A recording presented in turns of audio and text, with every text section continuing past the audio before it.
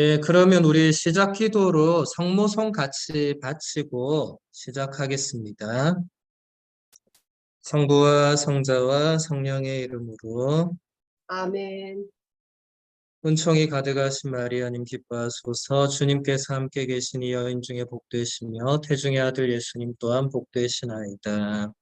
천주의 성모 마리아님, 이제와 저희 죽을 때 저희 죄인을 위하여 비로소서. 아멘.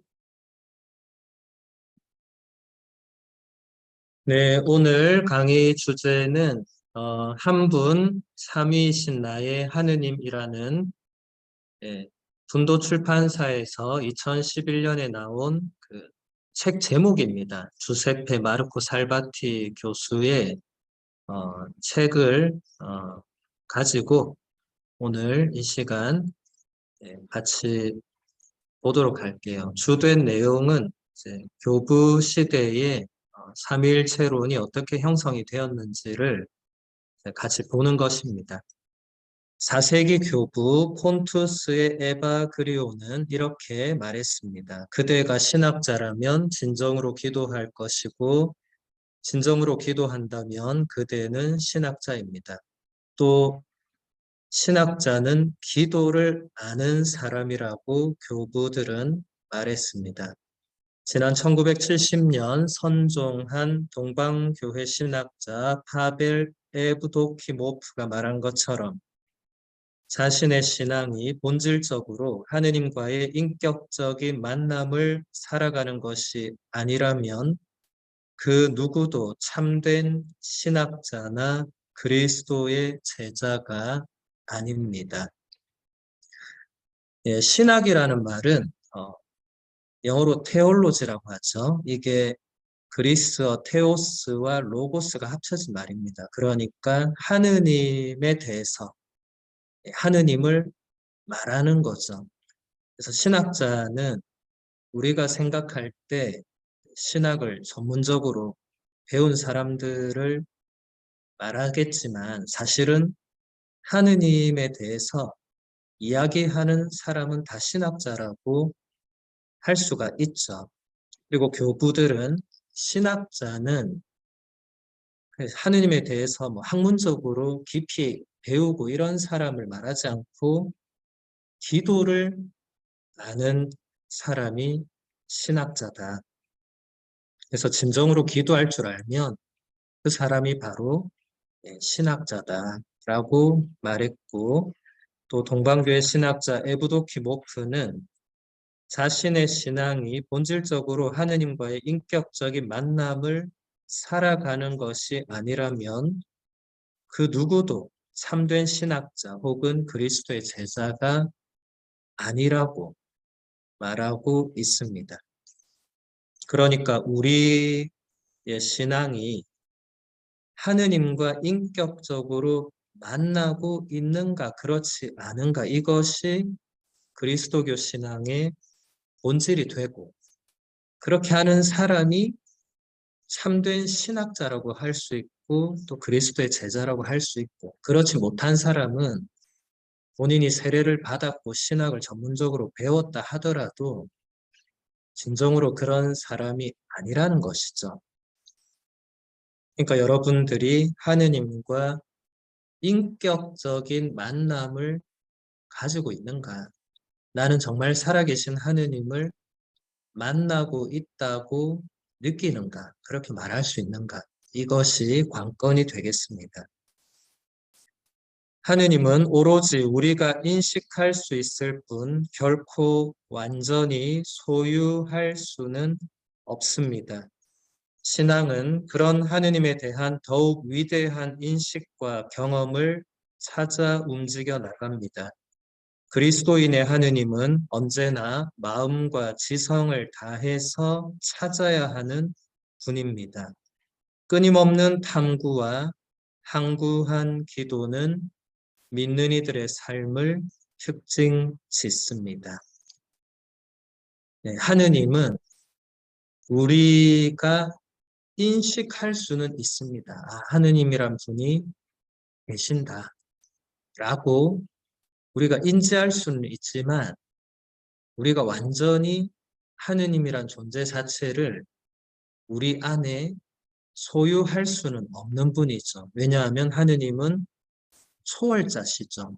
절대적인 분입니다. 우리는 피조물이고 유한한 존재죠. 그렇기 때문에 하느님을 우리가 알아낼 수는 있지만 우리가 알아내서 완전히 자기 것으로 지식적으로 그렇게 소유할 수는 없다는 것입니다.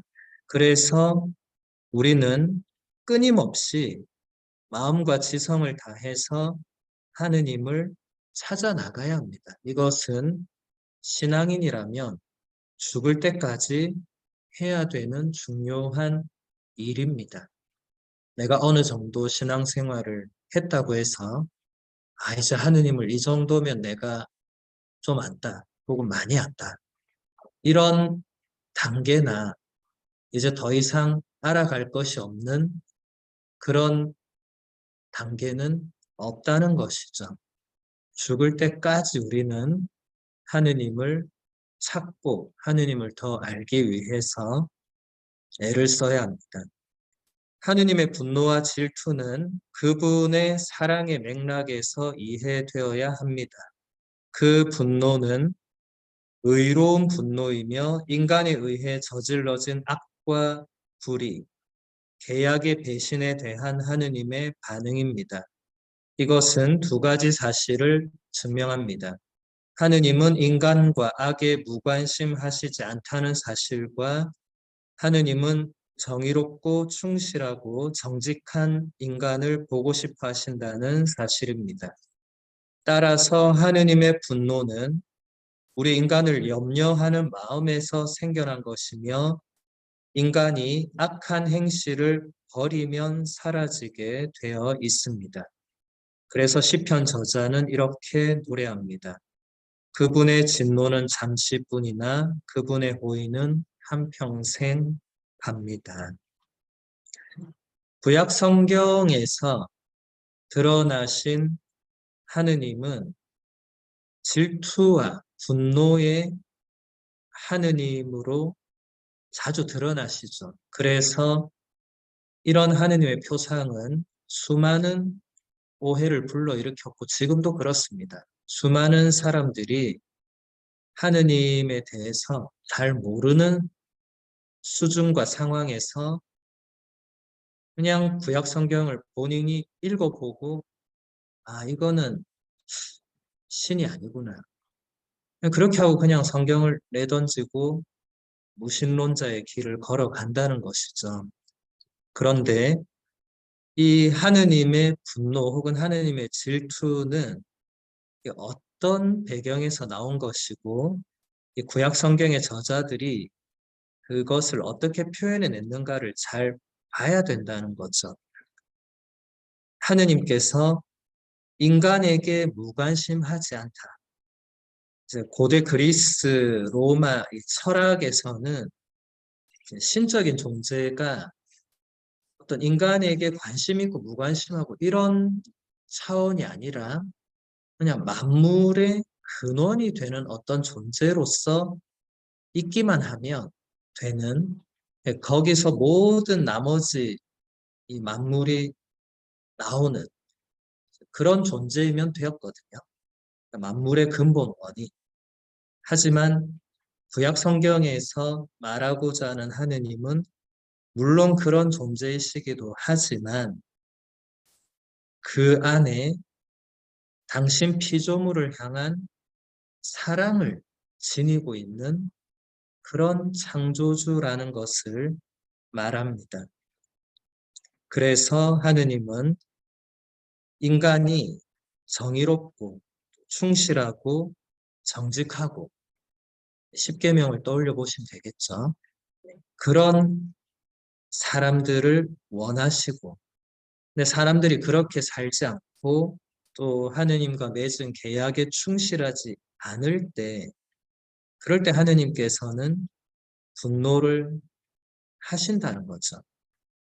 그래서 이것은 단순히 또 구약 성경의 저자들이 그리스 로마 신화에 나오는 그런 신들의 하나로 하느님을 묘사하고자 한 것이 아니라 우주 만물을 창조하신 하느님께서 그 우주 만물을 얼마나 사랑하시는지, 또 그 중에서도 특별히 창조의 정점인 인간을 얼마나 염려하시고 보살피시는지, 이제 이런 관점을 구약 성경에 저술했다는 것이죠. 그래서 시편 저자도 하느님의 진노는 잠시뿐이지만 하느님의 호의, 다른 말로 하면 사랑, 자비, 신실함, 이런 것은 한평생 간다. 다시 말해서 영원히 이어진다고 노래하고 있습니다. 신약 성경으로 넘어가 보면 십자가는 하느님 전능하심의 위대한 표지입니다. 인간적으로 볼 때는 대단히 어리석고 걸려 넘어지는 장애물이며 무력함과 패배의 상징이자 죽음의 도구인 십자가를 하느님께서 친히 한없는 지혜와 도움과 힘과 승리와 생명으로 변화시키신 것입니다. 이것은 우리를 위해서 중요한 귀결을 가집니다. 하느님은 결국 예측할 수 없는 분이라는 사실입니다. 십자가가 이 세상을 구원하고 또 더욱 힘있는 하느님 말씀이 되리라고 누가 감히 상상이나 할 수 있었겠습니까? 이것은 하느님께서 결코 인간 이성에 덫에 갇힐 수 있는 분이 아니시고 오히려 인간이 그분에 대해서 항상 경탄할 자세가 되어 있어야 한다는 것을 말해줍니다. 십자가라는 이 나무 형틀은 인간을 가장 잔인하게 죽음으로 몰고 가는 이 사형의 도구였습니다. 그것을 온 인류를 구원하기 위한 도구로 변화시키셨다는 자체가 말이 안 되는 거죠. 그래서 바오로 사도가 표현한 대로 인간적으로 볼 때는 이것이 대단히 어리석은 일이고 이 지혜롭다는 자들, 똑똑하다는 사람들을 걸려 넘어지게 하는 장애물이 됩니다. 어떻게 인간을 구원하는데 저런 잔인한 사형 도구를 가지고 그것도 당신의 하나뿐인 아드님을 인간 세상에 내려 보내신 것도 사실 인간이 이해할 수 없는 신비인데 그 외아드님이 십자가에 못 박혀서 고통스럽게 죽어야 한 이것이 하느님의 구원 계획의 놀라운 신비가 되는데 이건 사실은 우리 인간의 이성, 심지어 우리의 상상과 예측을 완전히 넘어서는 거죠. 그래서 우리는 하느님에 대해서는 언제나 경탄할 자세가 되어 있어야만 그런 하느님의 놀라운 계획을 받아들일 수 있고, 그렇지 않은 사람은 끝내 하느님을 받아들이지 않게 됩니다. 무신론자들의 논리가 바로 여기서 드러납니다. 무신론자들은 대부분 아니 하느님이 계신다면, 전능하신 분이 계신다면 어떻게 이런 일이 일어날 수 있는가? 수많은 뜻하지 않은 어떤 죽음, 지난 세기에 나치 히틀러의 유태인 대학살이라든지 이런 인류 역사 안에서 지금까지도 일어나고 있는 끔찍한 일들, 자연재해와 전쟁과 기아와 죽음 이런 모든 뭔가 하느님에게 어울리지 않아 보이는 것들이 그냥 일어날 때 무신론자들이 큰 소리를 칩니다. 어떻게 하느님이 계시면 저렇게 놔둘 수 있느냐 이거죠. 그런 하느님을 받아들일 수 없다는 거죠. 근데 그런 하느님께서 당신의 외아드님을 십자가 죽음으로 우리 인간에게 내어주셨다는 이 사실은 당연히 못 받아들이겠죠. 그러니까 신앙인이 된다는 것은 이 엄청난 하느님 구원 계획을 정말로 있는 그대로 받아들일 수 있는가? 아니면 나는 결코 그런 하느님을 받아들일 수 없다고 거부하는가? 이 경계선에서 내가 어느 쪽을 선택하는가가 참된 신앙인이냐, 그렇지 않느냐를 결정합니다. 세례는 받았지만 무신론자로 사는 사람들이 굉장히 많습니다. 우리가 파악할 수 없는 악과 고통, 죽음, 또 여러 가지 제가 아까 말씀드린 그런 것들을 어떻게 받아들이느냐. 하느님이 어떻게 하실지를 사실 우리가 아무도 모르죠. 모르는데 모르면서 하느님은 이럴 수 없다고 본인이 먼저 하느님께 한계를 짓고 본인이 먼저 신적인 존재의 어떤 커트라인을 본인이 설정을 하는 거예요. 근데 그러면서 신이 없다고 혹은 니체처럼 신이 죽었다고 그렇게 본인이 결정해요. 본인이 신도 아닌데 사실 본인도 아무것도 아닌데 본인이 그렇게 다 결정한 상태에서 하느님이 없다고 그냥 말하면 하느님이 없어지는가? 그렇지 않겠죠. 그래서 이 성경에서 얘기하는 하느님, 또 이것이 이제 어떻게 예수 그리스도와 성령, 또 삼위일체 하느님으로 넘어가는가를 이제 보도록 하겠습니다. 초기 교회의 삼위일체 신앙을 증거하는 권위 있는 인물 가운데 데르툴리아노가 특이할 인물입니다. 데르툴리아노는 삼위일체라는 이 개념을 언어화하는 데 크게 공헌을 했습니다. 그는 성부와 성자와 성령을 처음으로 라틴어 트리니타스, 이것을 지금 우리가 삼위일체로 번역을 하고 있죠. 그리고 이 성부와 성자와 성령에 있어서 실체의 일치, 이제 굉장히 어려운 표현들이 나옵니다. 왜냐하면 이게 다 철학 용어들입니다. 실체라고 하는 라틴어 substantia, 이것을 또 이야기를 하고 또 동시에 여기에 성부와 성자와 성령의 각각의 독자성을 표현하기 위해서 라틴어 페르소나, 위격이라는 용어를 사용합니다.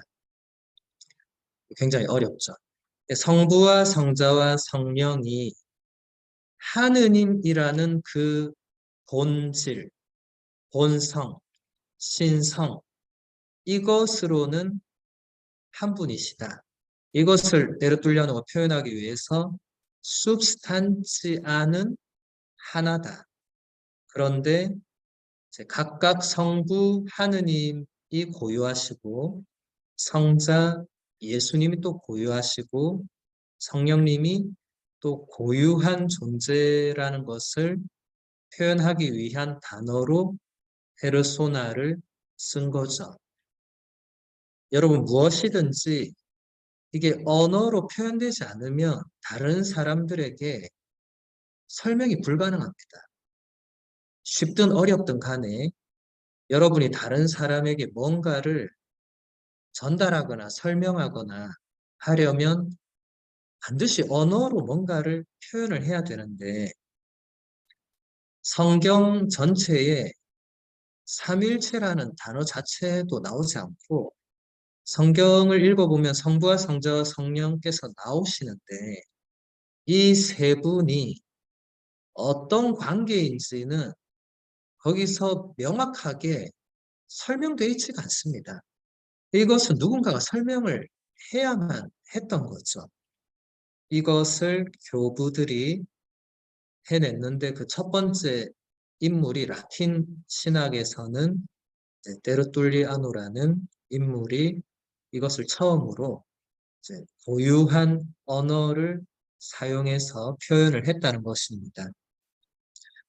무엇보다도 교부들이 제기한 문제는 하느님 아버지와 구별되는 한 인격의 신성을 견지하면서도 하느님의 유일하심을 진술할 수 있는 방법, 곧 성경에 의해서 보존되고 이방인을 거슬러 굳건히 옹호되어 온 유다교 신앙으로부터 이어받은 유일신 신앙 체계에서 벗어나지 않으면서도 문제 해결이 가능한 진술 방법을 찾아내는 것이었습니다. 다시 말하면 하느님의 유일하심과 하느님의 세 위격에 대한 진술을 어떻게 병립시킬 것인가의 문제였습니다.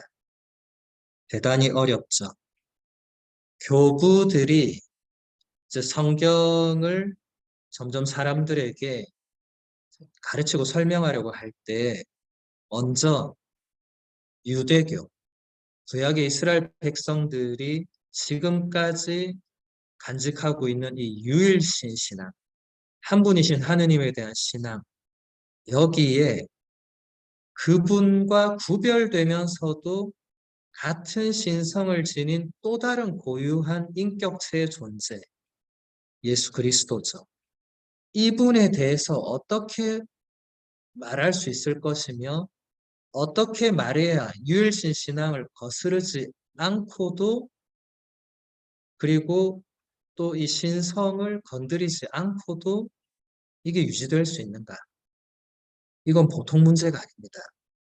이것은 단순히 뛰어난 학자나 천재들이 설명해낼 수 있는 부분이 아니었습니다. 그러다 보니까 여기에 대한 여러 이단들이 먼저 발생할 수밖에 없었습니다. 왜냐하면 이런 생각은 교부들만 한 것은 아니었고 신약 성경에 나타난 이 예수 그리스도라는 인물을 이제 깊게 들여다본 사람들은 누구나 다 여기에 대해서 뭔가를 이제 생각해낸 거죠. 그 몇 가지 그 이단들을 같이 보도록 하겠습니다. 먼저 양태론이라는 이단이 있었습니다. 성부와 성자와 성령을 단지 유일하신 하느님이 드러나는 세 가지 모습, 세 가지 양상으로 보는 잘못된 변해가 나타났습니다. 이 사람들에 따르면 하느님은 외관상으로만 삼일체로 보인다. 다시 말해서 세상을 창조하실 때는 성부 하느님 아버지로서 드러나고 인간을 구원하실 때는 아들로 드러나고 인간의 성화를 위해서 활동하실 때는 영적인 존재로 당신을 드러내신다고 주장을 했습니다. 이런 주장은 구약 성경의 유일신 사상을 지나치게 편협한 해석을 하면서 발생을 하게 되었습니다. 주창자들 대표적인 인물은 프락세아, 노에투스, 사벨리우스 이런 인물들이 이런 주장을 하게 되었습니다. 그러니까 제가 지금 이야기하는 거는 이 사람들이 뭔가 문제가 많고 잘못되고 지금 이런 논점이 아니라 제가 처음에 얘기했던 구약에 나타난 그 유일신 사상과 신약에서 나타난 예수 그리스도 그리고 성령의 존재를 어떻게 언어화시킬 것이고 또 이것이 유일신 사상을 건드리지 않으면서도 성자와 성령의 그 신성을 어떻게 표현해낼 것인가 이제 이 고민에서 나온 결과물이죠. 근데 이것이 그 시대에 문제가 된 것은 이제 이런 주장들이 나오면 사람들이 혼동을 하게 됩니다. 지금 이 양태론도 이제 문제가 뭐냐면 하느님이 그냥 외적으로 그때그때 모습만 바꿔서, 이름만 바꿔서, 이제 형태만 바꿔서 그렇게 나타나서 뭔가를 했다. 그렇게 되면 예수 그리스도의 육화와 십자가 고통과 죽음 이런 것들이 실제로 일어난 일이 아니고 모습만 살짝 바꿨기 때문에 그냥 외적으로 그렇게 보인 것이고 그게 실제로 일어난 일은 아니게 되어버린. 그러니까 이런 미묘한 차이를 사실 평범한 신자들은 그렇게까지 뭐 생각을 깊이 안 할 수도 있겠지만 그 미묘한 차이를 그대로 두면 예수님께서 영원으로부터 하느님과 함께 계셨던 분이 우리 인간의 육신을 입으신 이 엄청난 사건도 이 그냥 외적으로 드러나는, 그러니까 그냥 잠시 그렇게 하고 지나가 버린 그런 의미가 되어버리죠. 십자가 죽음도 이게 온 인류를 구원하기 위한 예수님의 그 실제 고통과 죽음이 아니고 그냥 그 순간에 그렇게 드러난, 조금 요즘 말로 과하게 표현하면 약간 쇼를 하는 거죠. 쇼. 그냥 보여주기식의 그런 식으로 되는 그런 이론이 되는 겁니다. 그러니까 당연히 교부들이 이 이론에 반박했고 교회가 받아들이지 않았죠. 그 다음 삼신론이라는 게 있어요. 말 그대로 신이 세 분이 되는 거죠. 양태론을 주장하는 것을 이제 사람들이 보고 또 그 시대에 또 뛰어난 인물들이 있었겠죠. 양태론 보니까 저거는 아니란 걸 바로 알아챘는데 그러다 보니까 이제 반대로 또 너무 나가게 되는 그런 이단들이 있었습니다. 이것은 이제 새 위격의 실질적인 구별을 지나치게 강조하는 것이죠. 디오니시오 교황이 알렉산드리아의 디오니시오에게 262년에 편지를 보내는데 거기서 완전히 분리된 서로 다른 주체인 삼위 안의 거룩한 일치에서 이 일치의 측면을 약화시킨 관점에서 이 삼신론 이단이 등장합니다. 이 이론에서는 신적 위격들, 그러니까 성부와 성자와 성령 그 안에서 완전하고 불가결한 통교라는 개념과 하느님의 일체성에 대한 정당한 고려 이 두 가지가 결여되어 있습니다. 그러니까 이건 말 그대로 성부와 성자와 성령의 이 구별을 또 너무 강조하고 이 성자와 성령의 신성을 강조하다 보니까 이제 신이 셋이 되는. 이것도 이단이죠. 하느님은 유일한 존재이신데 이제 성부와 성자와 성령을 너무 강조하게 돼요. 뭐든지 지금 이 두 개만 봐도 이게 뭐든지 한쪽으로 이제 치우치게 되면 또 지나치게 들어가게 되면 교회가 받아들일 수 없는 그런 신학 이론이 됩니다. 여러분 신이 셋이면 이건 말이 안 되는 거죠. 그건 세상 사람들도 비웃을 수밖에 없습니다. 너희는 그러면 세 신 중에 어느 신을 가장 따르고 좋아하느냐 이제 이런 말도 안 되는 질문을 우리가 받을 수밖에 없는 것이죠. 그 다음으로 종속론이란 것이 있습니다. 이것은 성자와 성령을 성부 하느님보다 하위 존재로 보는 이론입니다. 그러니까 첫 번째 양태론도 뭔가 문제가 많았고 두 번째 삼신론도 이게 말도 안 되니까 또 절충안이 나오는 거죠. 이렇게 이단들은 조금씩 변화되면서 끊임없이 발생하고 살아남고 또 소멸되고 이것을 반복합니다. 이 이단의 주창자들은 성자와 성령이 성부와 동일 본질이라는 것, 곧 성자와 성령의 신성을 부정합니다.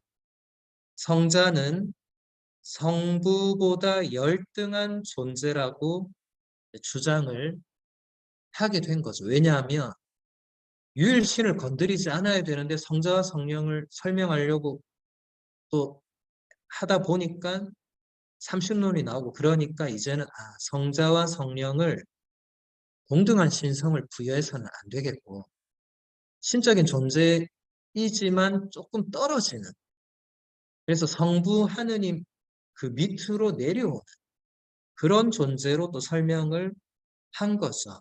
이런 이론의 가장 유명한 인물이 바로 아리우스라는 존재입니다. 아리우스는 4세기의 사제였는데 그는 하느님의 절대적인 유일성과 초월성을 주장하면서 신적인 본성은 나누어질 수가 없다. 그리고 하느님 유일하시기 때문에 다른 어떤 신적인 존재와 주고받는 그런 커뮤니케이션도 있을 수 없다고 주장을 합니다.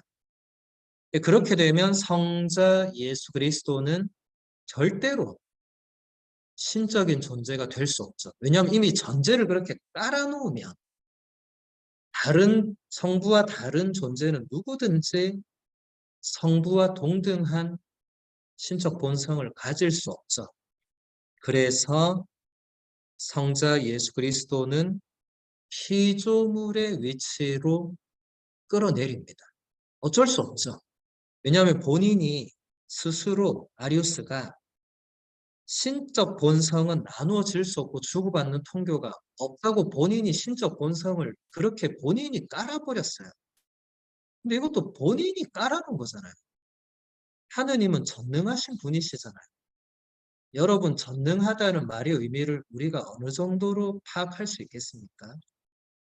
전능하신 분께서는 당신 안에 또 다른 신적인 존재를 그대로 낳으실 수도 있는 전능함을 가진 거 아니에요? 근데 그게 아리우스는 전능함을 그 정도로 생각 못한 거죠. 신적인 존재는 유일하다. 이것도 본인이 틀 짓는 겁니다. 전능함을 어느 순간 막는 거죠. 여러분 이게 좀 어렵지만 사실 인간이 이렇게 신적인 존재에 대해서 말하는 자체가 언제나 유한하지만 그래도 제대로 말해야 되는 것과 인간이 그냥 마음대로 한계를 설정하고 잘못 말하는 것은 구별할 수 있어야 되겠죠.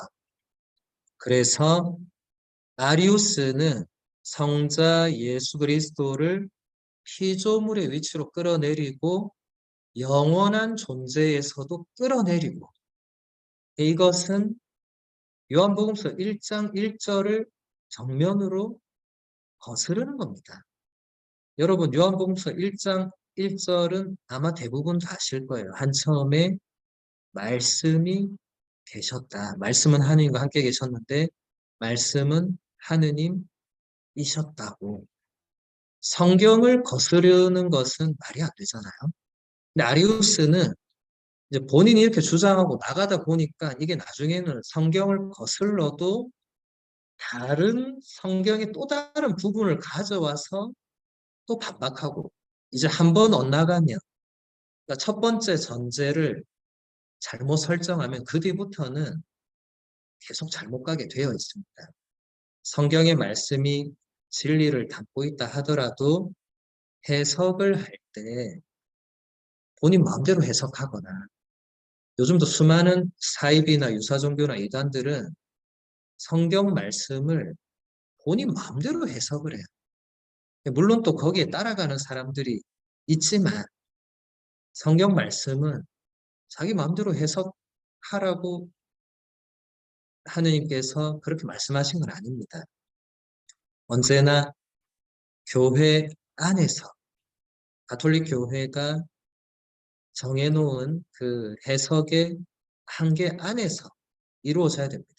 왜냐하면 지금 이렇게 우리가 보고 있는 이 이단들도 다 성경을 해석하면서 이런 게 나온 거거든요.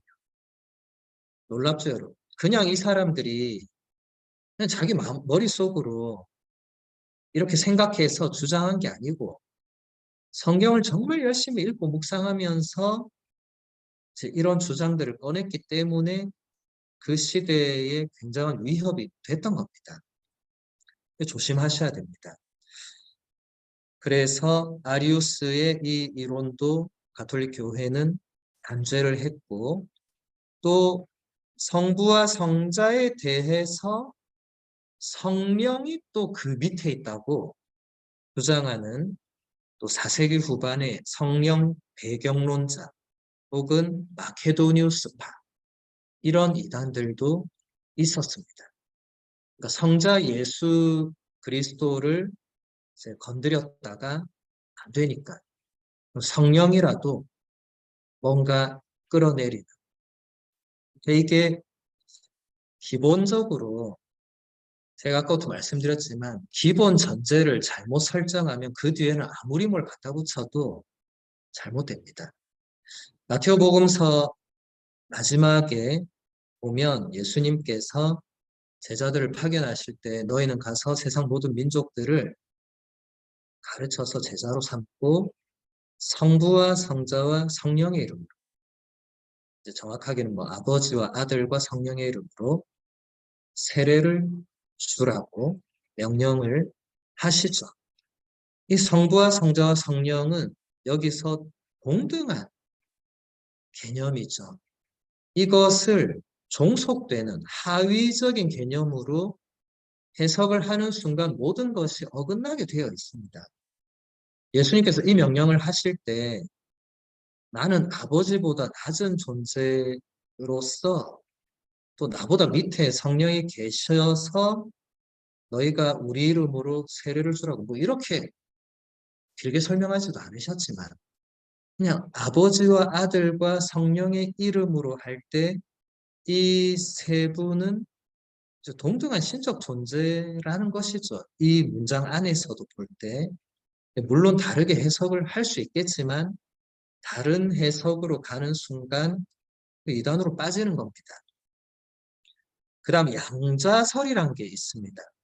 이제 이것은 예수 그리스도에 관한 또 다른 이단인데 이 이단의 대표 주자는 안티오키아의 주교였던 사모사타의 바오로라는 인물입니다. 272년에 죽었는데 이 사람은 예수 그리스도께서 오로지 강생한 후에 혹은 세례자 요한에게 세례를 받을 때 이제 하느님의 아들이 되었다고. 그전에는 뭐였다는 거예요? 그전에는 뭐였는지 중요하지 않고 이제 왜냐하면 성경에 드러나는 게 예수님이 세례자 요한에게 세례를 받으면서 본격적으로 공생활을 시작하고 하니까 이 사람이 생각할 때, 그전에는 사실 알 수가 없고, 그때부터 이분이 예수님, 하느님의 아들이 되면서 이제 구원자가 되고, 근데 이분이 또 주교였잖아요. 주교님이 이렇게 말하면 신자들이 따를 수밖에 없는. 근데 신자들이 듣다 보니까 이게 이상한 거예요. 아니, 그럼 예수님이 그러니까 요한복음 1장 1절 제가 얘기한 것처럼 한처음부터 계셨다는 이 성경 구절도 있는데 세례자 요한에게 세례를 받으면서부터 이분이 등장하면 그럼 또 이게 뭐가 안 맞잖아요. 그러니까 이렇게 초세기는 이런 여러 가지 이단들 때문에 굉장히 혼란스러웠던 시기였습니다. 그래서 이런 여러 가지 문제들을 교회가 해결을 해야 했죠. 그래서 제1차 니케아 공의회라는 것이 열리게 됩니다. 325년에 니케아라는 그 장소, 콘스탄티누스 황제의 별장이 있었던 곳이죠. 그 별장에 모든 주교님들이 모여서 회의를 해서 지금 나온 이런 여러 가지 것들에 대해서 의논을 합니다. 그래서 이것은 정통 교리가 아니다. 혹은 이것은 참된 성경의 올바른 해석이다. 이제 이런 것을 누군가가 얘기를 해줘야만 신자들이 더 이상 분열되지 않고 또 헷갈리지 않고 제대로 신앙생활을 할 수 있었겠죠.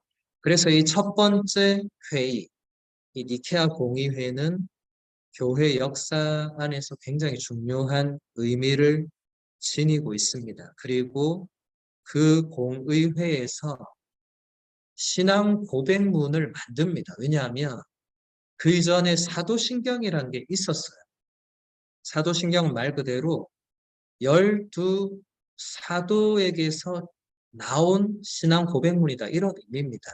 물론 12 사도가 직접 그것을 기록하지는 않았지만 12 사도가 지녔던 그 신앙의 내용을 그대로 잘 표현하고 있다는 것이죠.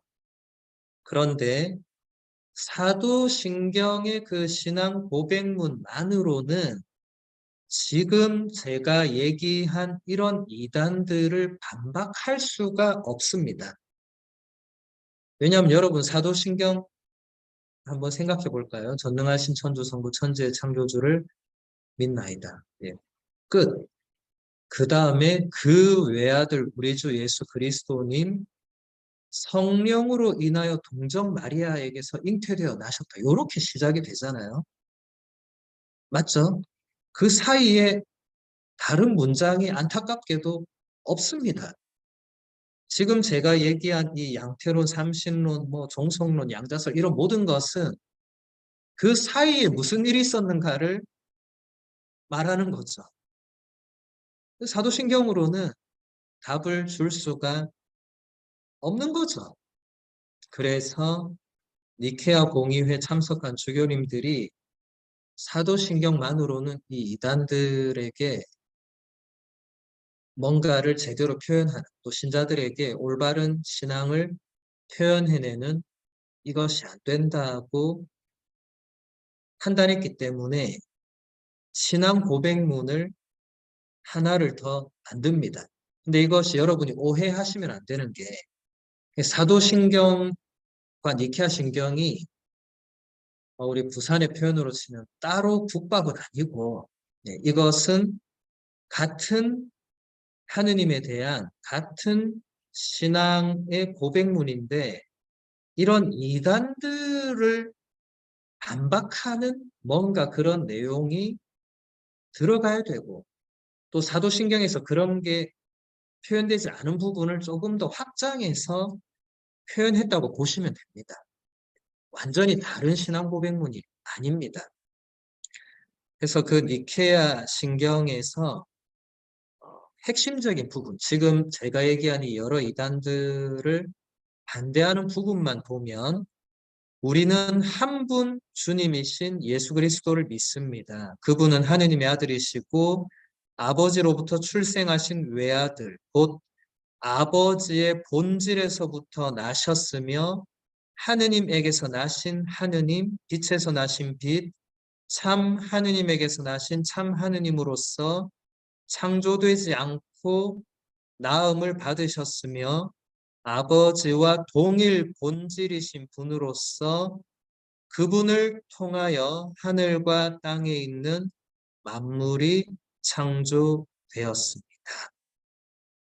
아까 사도신경에서는 우리는 또 주 예수 그리스도 성령으로 인하여 동정 마리아께 잉태되어 나신 그러니까 예수님의 그 강생, 예수님의 그 탄생, 육화부터 사도신경은 이어지는데 니케아 신경은 그 사이에 전능하신 천주 성부와 예수님의 탄생 사이에서 예수님이 어떻게 존재하고 있는가를 이제 명확한 신앙의 언어로 표현한 거죠.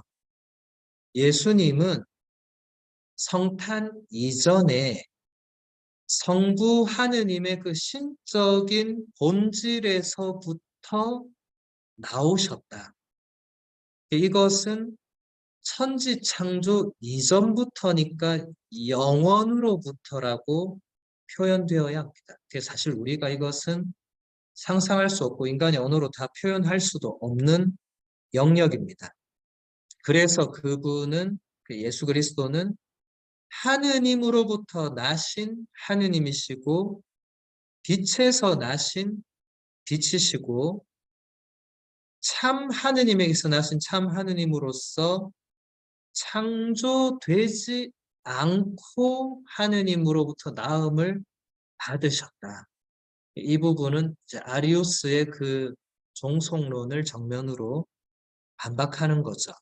그리고 앞에 얘기한 참 하느님에게서 나신 참 하느님, 이것은 다 이제 양태론, 삼신론 이런 것들을 다 반박하는 내용입니다.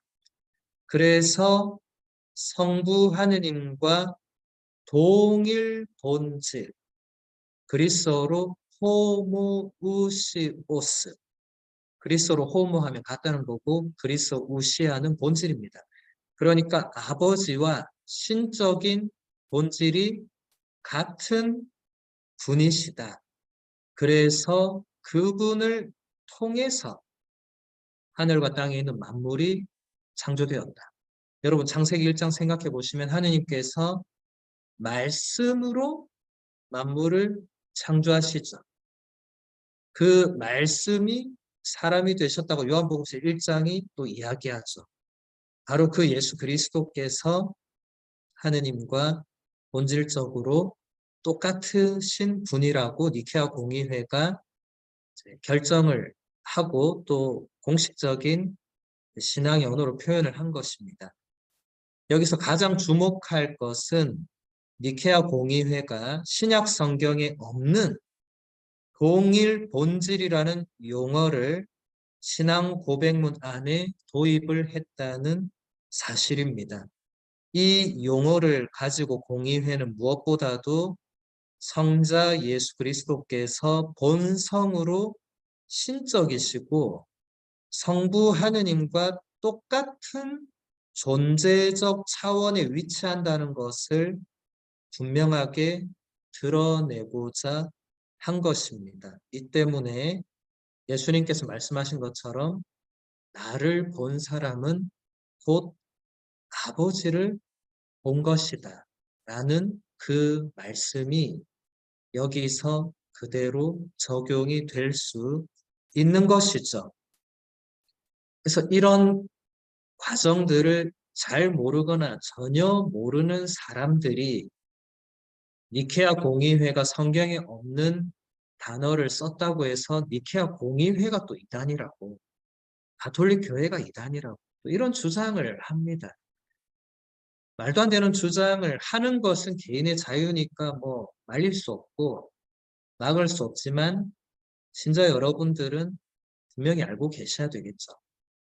이런 상황에서 성경에 있는 용어만 가지고 이단을 물리친다. 그게 됐으면 벌써 그때 다 됐을 겁니다. 안 되니까 회의까지 하는 거고 안 되니까 이제 설명하기 위한 다른 용어를 필요로 하는 거죠. 성경만 가지고는 안 됩니다. 여러분 성경만 가지고 된다면 그 2000년 교회 역사 안에서 또 지금까지도 그 사입이나 이단이 왜 나오겠어요? 성경만 가지고 다 되면. 그 사입이나 이단이 왜 안 없어지겠습니까? 성경만 가지고 다 되면.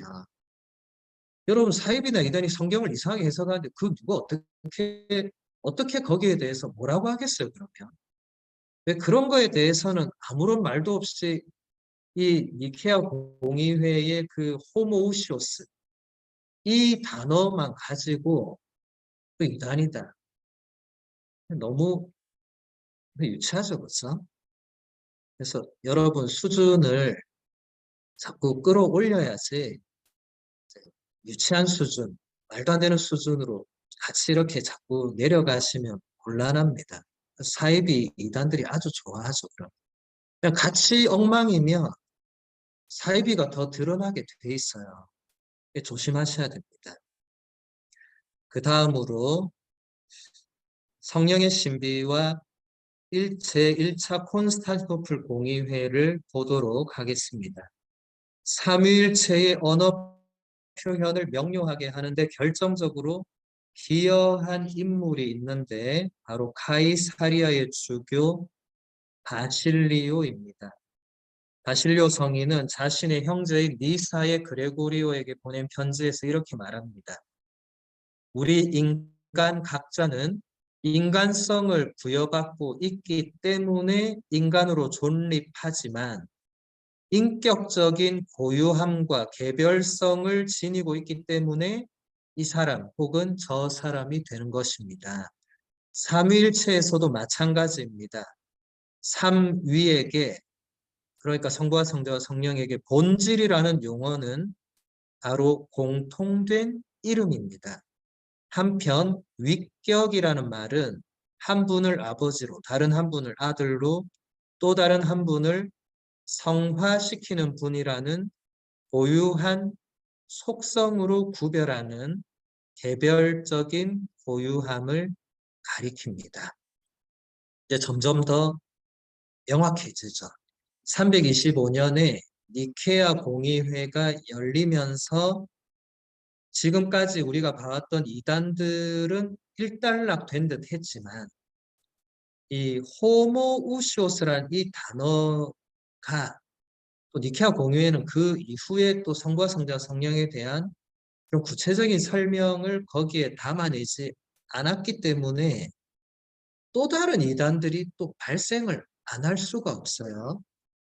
또 다른 이단이 이 발생을 하면서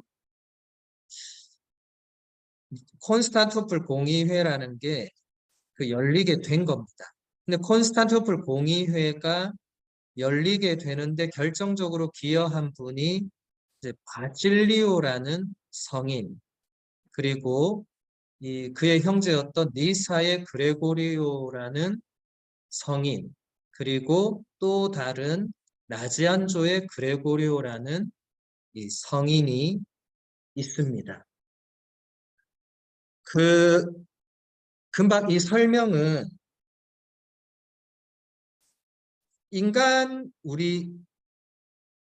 조금 제가 설명을 해보면 베드로와 야고보와 요한 이 세 명이 있어요.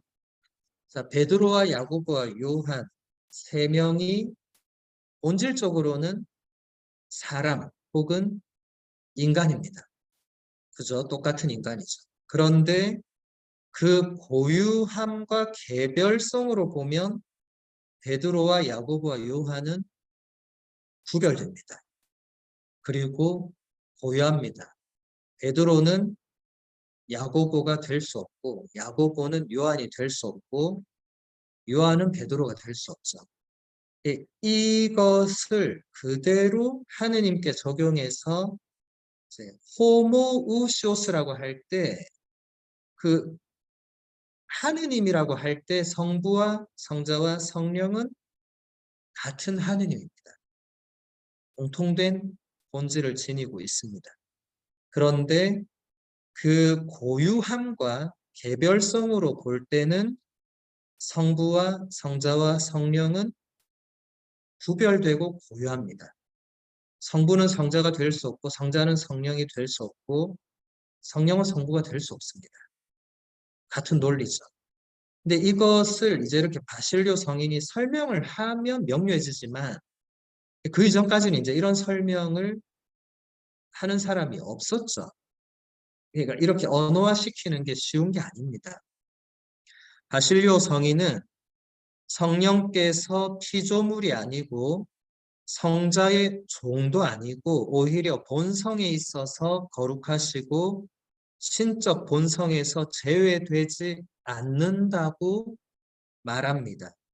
성령은 또 나음 받지 않은 분이 아니시고 나음을 받은 분이시지만 하느님의 창조 활동의 결과가 아니라 성부로부터 발출하시는, 라틴어로 프로체시오, 영어의 프로세션 같은 말이죠. 여러분 니케아 콘스탄티노플 신경을 기억해 보면 성령께서는 성부와 성자에게서 발하시고라고 우리가 지금 고백을 하잖아요. 그 발하시고가 아마 무슨 말인지 여러분 잘 모르셨을 건데 그게 바로 발출하신다라는 겁니다. 그러니까 성부와 성자로부터 나오시는 영적인 존재가 바로 성령이시다. 그래서 그 성령께서는 성부와 성자와 똑같은 영예를 받으시기에 합당한 분이시고 그분들과 같은 존재에 계시고 분리될 수 없다. 바실료 성인이 이런 설명을 한 것이 제가 아까 얘기했던 그 성령 배격론자 혹은 마케도니우스파라는 이 성령의 신성을 부정하는 또 이단이 있었어요. 혹은 성령을 성자 밑으로 놓아버리는 그런 이단들. 그런 이단들에게 뭔가 또 성령의 존재를 설명하는 게 필요했죠. 이런 작업을 이 바실리오 성인과 나지안조의 그레고리오 성인과 니사의 그레고리오 성인 이 세 분이 또 카파도키아라는 또 같은 지역 출신이에요. 그래서 카파도키아의 세 교부라고도 하는 이 위대한 세 분의 성인 주교님께서 381년에 열린 콘스탄티노플 공의회를 거의 이끌어가는 이 세 분의 주역이 됩니다. 325년 니케아 공의회는 아타나시오라는 성인 한 분이 거의 독자적으로 이끌어갔다면 이 콘스탄티노플 공의회는 이런 또 다른 복잡한 문제를 이 세 분의 위대한 성인께서 해결을 하신 거죠. 성부와 성자와 성령의 세 위격을 각자의 독자성과 구분에 따라 특징 짓기 위해서 교회의 신앙과 신학은 그리스어 휘포스타시스와 라틴어 페르소나라는 용어를 사용했습니다. 이 용어는 성부와 성자와 성령이 유일한 신성의 소유자들이면서도 참으로 서로가 서로에게 구별되는 바로 그것을 가리키기 위해서 사용되었습니다. 성부와 성자와 성령은 세 분의 고유한 인격체. 근데 이건 사람 인자니까 하느님께 적용할 때는 위격이라고 우리가 번역을 하죠. 그 위격이시지 세 종류의 가면은 아닙니다. 이걸 가면이라고 원래 라틴어 페르소나의 원래 뜻은 이 연극 무대의 가면이거든요. 근데 그것을 가면이라고 그대로 적용하면 양태론에 빠지게 되죠. 한 분 하느님이 성부의 가면을 쓰고 세상을 창조하고 성자의 가면을 쓰고 인류를 구원하고 성령의 가면을 쓰고 인간을 성화시키는 그렇게 되어버리죠. 또 그분들은 세 위격이지 세 분의 하느님은 아니죠. 세 분의 하느님이라고 하면 삼신론의 이단으로 빠지게 되죠. 그래서 성부와 성자와 성령은 유일한 신성의 세 분 소유자라고 대단히 어려운 말이죠. 표현할 수 있겠죠. 휘포스타시스나 우시아나 이런 단어들이 또 페르소나라는 라틴어도 마찬가지고 이 고대 그리스어와 라틴어는 이 뜻이 여러 가지가 많았어요. 그리고 이렇게 명확하게 한 가지 의미로 사용되기보다는 여러 가지 다양한 의미들로 사용되었기 때문에 이렇게 뭔가 명확한 의미를 담는 이런 작업이 많이 필요했습니다. 왜냐하면 이런 단어들은 성경에도 나오지 않는 단어다 보니까 사람들이 일단 페르소나 하면 일단 다 연극 무대에 그리스 로마는 연극을 많이 했거든요. 연극 무대에 가면이라는 단어로 다 알고 있었는데 이 단어가 이제 성부와 성자 성령으로 가니까 당연히 사람들이 그것을 양태론적으로 받아들일 수밖에 없었던 거죠. 그런 위험들이 결국 여러 이단들을 발생시키고 이렇게 많은 교부들이 그것을 다시 정립하는 이 과정이 초세기에 거의 5, 600년을 이어서 이렇게 진행이 되었습니다. 그 다음으로 필리오괴라는 이 논쟁을 잠시 보도록 하겠습니다. 필리오스는 라틴어의 이제 아들이란 성자를 말하는데 이제 뒤에 QUE 라틴어 꾀가 붙어서 이것은 이제 영어로 하면 이제 and가 됩니다. 뭐 and에 또 더불어서 함께. 그러니까 필리오 하면 아들, 성자 예수만을 의미하는데 여기에 꾀가 붙으면 아들과 함께 혹은 아들에게서도 뭔가가 일어난다. 원래 우리가 지금 니케아 콘스탄티노플 신앙 고백문에 보면 여러분 그 신앙 고백문을 바치는 분들은 생각해 보면 성령께서는 성부와 성자에게서 발하신다. 제가 아까 얘기했죠. 그렇죠? 네, 지금 우리는 그렇게 고백을 하는데 그 이전에는 성령께서는 성부와 성자에게서 발하신다고 되어 있지 않았어요. 여기서 성자에게서라는 단어가 바로 필리오괴가 됩니다. 이것을 서방 라틴 교회가 이걸 넣은 거예요. 이제 이 부분을 보도록 하겠습니다. 이것은 1014년 교황 베네딕토 8세가 이 신앙 고백문에 필리오괴를 넣었습니다. 베네딕토 교황님은 하인리 2세 황제의 대관식 때 신앙 고백문을 노래하면서 필리오괴란 이 단어를 넣습니다.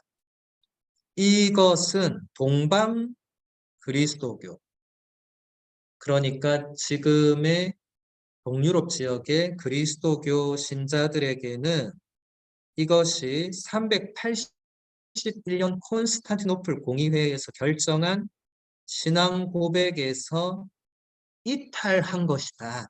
왜냐하면 그 콘스탄티노플 공의회에서 결정할 때 이 신앙 고백문에 한 단어라도 넣거나 한 단어라도 빼거나 그러면 다 이단이다.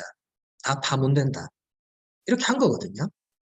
왜냐하면 그 한 단어 빠지면 이단이 될 수 있죠. 또 한 단어를 잘못 넣어도 이단이 될 수 있죠. 그래서 그렇게 한 건데 이 431년에 또 에페소 공의회도 마찬가지로 니케아 콘스탄티노플 신경과 다른 신앙 고백을 하는 것은 전부 다 이단이다. 뭐 사입이다. 가톨릭 교회가 아니라고 결정을 했죠. 이런 부분과 또 여러 가지 다른 요소들이 얽히고 설키면서 결국 1054년에 동방 그리스도교와 서방 그리스도교는 서로 분리가 됩니다. 상호 파문을 해요. 로마의 주교와 콘스탄티노플의 주교가 서로를 파문하는 우리 2000년 그리스도교 역사에서 가장 뼈아픈 사건이 발생합니다. 그 이후로 지금 1000년이 지났죠. 1000년 동안 일치되지 않고 있죠. 아직도 로마 가톨릭 교회와 동방 정교회는 따로 가고 있죠. 대단히 안타까운 일이죠. 이것은 설명이 필요합니다. 서방 이제 라틴 신학에 의하면 성령은 성자 또한 성자로부터 발출하신다고 말하는 것이 타당합니다. 성자께서 성령을 세상에 파견하신다는 그 사실에서 출발하든지 성자께서 성부로부터 모든 것을 받으셨기 때문에 성자 또한 성령을 발출할 수 있는 능력을 소유하신다는 것을 말하든지 간에 성령은 성자에게서도 발출되신다고 말하는 것이 이제 서방 신학의 논리로는 이게 맞는 거예요. 그런데 아우구스티노 성인이 가르치는 대로 아버지와 아들, 성부와 성자는 성령의 두 근원이 아니라 영원한 기원의 유일한 원천이라는 것을 바로 말해야 됩니다. 그러지 않으면 문제가 발생합니다. 그뿐만 아니라 성자는 성령을 발출할 수 있는 능력을 성부 하느님께로부터 받았기 때문에 성령이 근본 원리상으로는 성부에게서 발출했다는 사실을 첨부하는 것이 옳습니다. 그래서 여러분 지금 그 강의록의 그 그림 보시면 이게 영어로 되어 있지만 그 영어는 다 그 정도는 해석이 다 가능하시겠죠, 그죠? 그래서 이 동방 교회와 서방 교회가 이 말하고자 하는 게 지금 본질적으로는 똑같습니다. 성부 하느님에게서 이제 나오는데 서방 교회는 이게 성자에게서도 성령께서 이제 나오신다. 근데 그렇다고 해서 또 동방에서 성령이 성자에게서 나오지 않는다 이런 말을 하지 않아요. 그러니까 이것은 이 두 이제 동방과 서방이 뭔가 다른 이론을 말하는 것이 아니라 이 필리오케라는 이 단어를 넣을 때 동방 이제 그 당시 콘스탄티노플 총대주교가 있었을 거 아니에요? 그 미리 좀 서로 얘기를 해서 신앙 고백문에 이런 게 들어가면 더 성자 예수님의 그 신성이 분명하게 드러나지 않겠느냐. 서로 합의하고 뭐 그렇게 했으면 뭐 무슨 문제가 있었겠어요.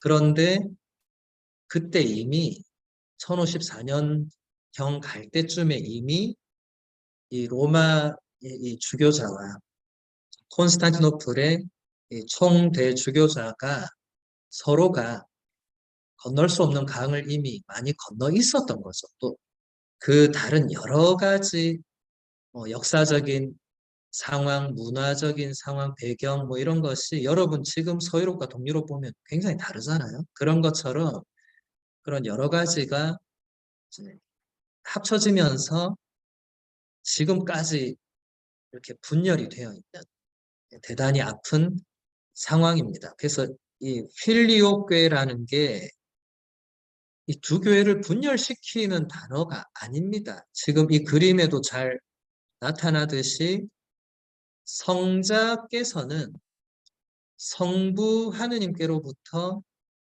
모든 것을 받으신 신적으로는 동등한 분이시죠.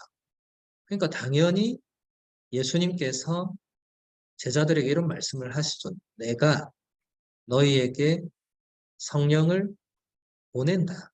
물론 예수님께서 십자가 죽음 이전에는 아버지께서 협조자를 보내주실 것이다. 그런데 예수님께서 부활하시고 나서 제자들에게 나타나셨을 때 성령을 받아라. 당신이 성령을 주시죠. 그러니까 이런 것들이 신앙 고백문 안에 이제 표현이 되는 과정에서 이제 이런 게 발생을 한 거죠. 그 다음 삼위일체와 역사 보도록 하겠습니다. 창조는 무한한 사랑의 열매로 드러납니다. 유한을 위해서 자기 안에 자리를 내주는 무한한 사랑, 시간을 위해서 자리를 내주는 영원한 사랑, 한계를 지닌 자유를 위해 자리를 내주는 절대 자유의 사랑입니다. 이런 의미에서 창조는 신적인 자기 비하의 일종이 되며 이것은 자기 비움, 케노시스라고 하죠. 자기 비움의 최초 형태로 강생, 곧 십자가 죽음에서 절정에 이르는 자기 비움에 앞서 이루어집니다. 하느님은 창조를 행하시면서 피조물들에게 공간을 내어주셨고 시간을 마련해 주셨습니다. 예, 이게 무슨 말이냐? 예수님께서 하느님과 똑같은 분이시라는 게 이제 정립이 됐잖아요. 이제 그러면 예수님의 탄생과 십자가 죽음을 또 어떻게 해석을 해야 되는가? 유한한 피조물인 인간을 위해서 그 자리를 내주는 무한한 하느님의 그 놀라운 자기 비움 혹은 자기 낮춤, 이것이 필리피서 2장 6절에서 11절에 보면 사도 바오로가 어떻게 그렇게 가능한가를 잘 설명을 하고 있는데, 예수님은 이런 자기 비움을 2번 하신 거예요. 영원으로부터 하느님과 함께 계시던 분이 이제 더 이상 똑같은 그 존재로 머물러 있지 않으시고 인간으로, 무한한 존재가 유한한 인간으로 되신다는 것이 이게 자기 비움, 자기 낮춤, 이걸 그리스어로 이제 케노시스라고 합니다. 이 예수님의 이 자기 비움으로 예수님의 그 탄생, 뭐 혹은 육화 강생이라는 이 엄청난 사건이 일어나죠. 그리고 또 사도 바울의 설명대로 예수님은 단순히 그렇게 한번 자기를 비우신 것뿐만 아니라 십자가 죽음에 이르기까지 또 한 번 당신을 더 낮추시는, 이 엄청난 거죠. 한 번만 낮춘 것도 엄청난 건데 죽음까지 내려가는 더 엄청난, 그래서 이것을 지금 절정이라고 할 수 있는 겁니다. 그렇게 해서 우리 인간 전체, 온 인류를 이제 구원하는 그 사건. 그래서 하느님께서는 그 창가에 보면, 그래서 하느님께서는 예수 그리스도를 다시 원래 있던 그 자리로 이제 당연히 불러올리실 수밖에 없는 거죠. 그렇게 해서 그분을 완전히 원래의 그 상태로 이제 회복시켜 주시고 만물의 그 으뜸 자리를 주셨다는 것. 이게 이제 그 필리피서에 나오는 그 그리스도 창가의 내용인데, 이 삼일체 하느님이 이제 그렇게 해서 이제 단순히 세상을 창조하고 끝난 것이 아니라 어떻게 해서 우리 인간과 모든 피조물에게 당신의 공간을 내어주시고 당신의 그 본성을 나누어 주시고 당신의 사랑을 알게 해주시고 이제 이런 것들을 이제 드러나게 해 주셨다는 것입니다. 이 삼일체 체험의 자리는 삼일체 하느님을 우리가 이제 어디서 어떻게 체험할 수 있는가를 이제 보는 것입니다. 그래서 그게 구체적으로는 인간의 고통 안에서도 하느님을 체험할 수 있는가 없는가. 요한 바오로 2세 교황님이 지난 1984년에 발표한 구원에 이르는 고통이라는 그 서한을 여러분들이 한번 읽어보시면 그 고통 안에서도 우리가 하느님을 체험할 수 있다는 것을 분명히 또 알 수가 있고, 또 구약 성경의 욥이라는 인물 다 아시죠? 그 욥기를 통해서도 우리가 고통에 대해서 단순히 그냥 우리가 피해야 하고 우리가 이해할 수 없고 멀리 해야 되는 그런 것이 아니라 그 고통 안에서도 엄연히 하느님께서 그 안에 살아 계신다는 것을 우리가 배울 수 있다는 것입니다. 왜냐하면 그 십자가 죽음, 십자가 고통을 하느님과 똑같은 분이신 예수님께서 친히 겪으시면서 이제 그 고통과 죽음이 단순히 그저 피하고 외면해야 되는 그런 성질이 아니고, 놀라운 하느님의 그 구원의 계획이 그 안에서도 이루어지게 된다는 것입니다.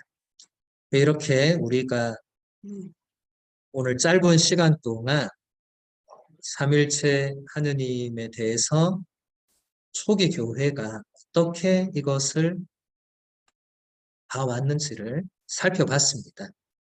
물론 이 짧은 시간에 모든 걸 다 볼 수는 없고 또 앞으로 계속 제가 교부들에 대해서 또 교부들과 관련된 좀 신학에 대해서 여러분들에게 강의할 기회들을 계속 마련을 해서 더 구체적으로 설명을 할 기회를 만들도록 하겠습니다. 오늘은 좀 간단하게, 좀 더 상세하게 보고 싶은 분들은 이 책을 한 분 삼위신 하느님이라는 책이 있어요.